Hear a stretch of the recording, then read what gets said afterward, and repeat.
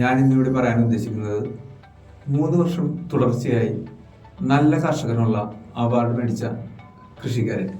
അദ്ദേഹത്തോട് നമ്മുടെ അവതാരകൻ ചോദിക്കുകയാണ്, എന്തുകൊണ്ടാണ് നിങ്ങൾക്ക് ഈ 3 വർഷവും തുടർച്ചയായി അവാർഡ് ലഭിച്ചത്?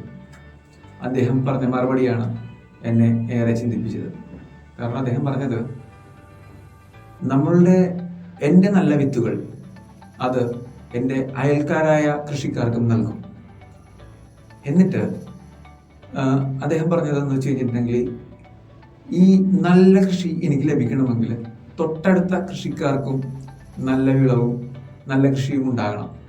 കാരണം അവിടെ എന്തെങ്കിലും രോഗങ്ങൾ ഉണ്ടായി കഴിഞ്ഞിട്ടുണ്ടെങ്കിൽ നാളെ അതെൻ്റെ കൃഷിയെയും ബാധിക്കും. ഈ തിരിച്ചറിവാണ് അദ്ദേഹത്തെ 3 പ്രാവശ്യവും സമ്മാനാർഹനാക്കാൻ കഴിഞ്ഞത്. അപ്പോൾ ഞാൻ ചിന്തിച്ചപ്പോൾ എനിക്ക് തോന്നിയത്, നമ്മൾ ശരിക്കും ആഗ്രഹിക്കേണ്ടത് പൂന്തോട്ടങ്ങളെയല്ല, പൂക്കാലങ്ങളെയാണ്. കാരണം പൂക്കാലങ്ങളില്ലെങ്കിൽ പൂന്തോട്ടങ്ങളില്ല. നമുക്ക് ഉള്ളത് പങ്കുവയ്ക്കാം. നമ്മളുടെ നാടും നാട്ടുകാരും എല്ലാവരും സന്തോഷിക്കുന്ന ഒരു കാലം നമുക്ക് സ്വപ്നം കാണാം. നന്ദി.